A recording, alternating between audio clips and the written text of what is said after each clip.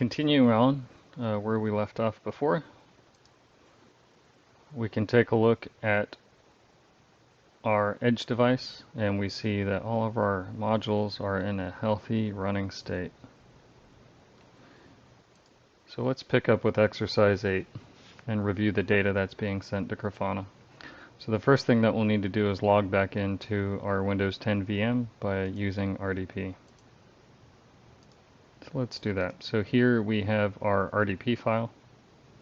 So I'm just going to double click this, going to go back to VS Code and find my password, come back to RDP, paste my password, and connect.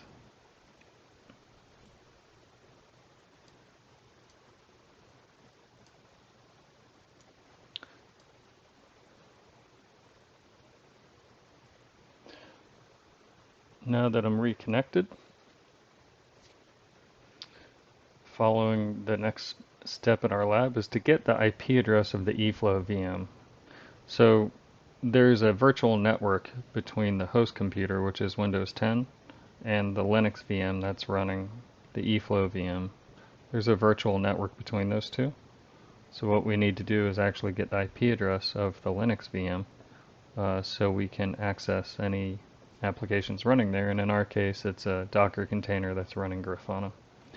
So from our instructions we have a command get eFlow VM address.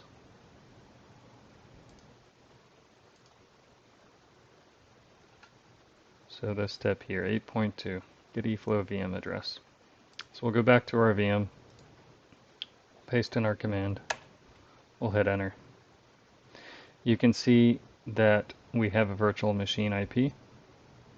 So I'm going to highlight and copy this to my clipboard with a right click of my mouse. I'm going to go back to my scratch pad, say VM IP, and I'm going to paste that IP there.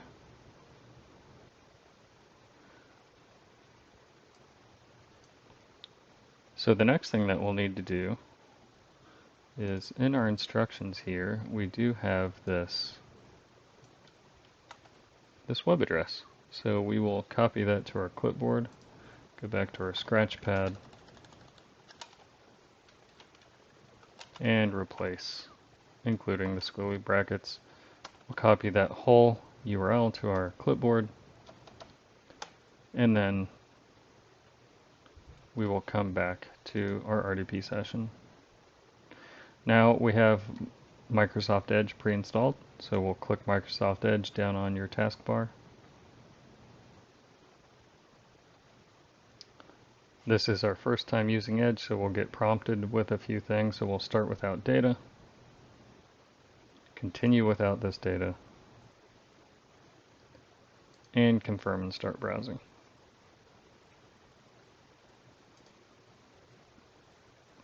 Our extra tab that opens up, we'll go ahead and close that. We'll paste in our URL, and then we'll press enter. And here we're welcomed with the Grafana login page. So in our instructions, we have a username and a password of admin. So we fill in our login credentials and press login. We're prompted to enter a new password. I'm going to copy the password from the lab instructions.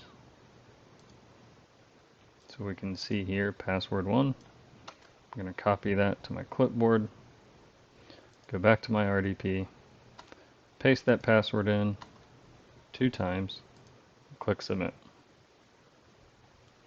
You can see I've now logged into Grafana, and I have data already flowing into Grafana here. So you can see that I can hover over the graph here in Grafana and see that the average temperature was 21 degrees over that minute. We can see the next minute the average temperature was 21 degrees. So the other thing that we can do is we can change the time. So up here on the upper right, it defaults to last 6 hours. Why don't we change it to the last 15 minutes, since we know we don't have much data. And then we can start to see better values in Grafana. So 20.8, 21 degrees, 21. So there's some inaccuracy of the values presented on the graph. So eventually what you'll see over time is this graph continuing, of course, and with the current settings on the simulator, it produces 2,000 messages at a 5-second interval. So if memory serves correct, that's about 2 hours worth of data that'll flow. And that does us for exercise 8.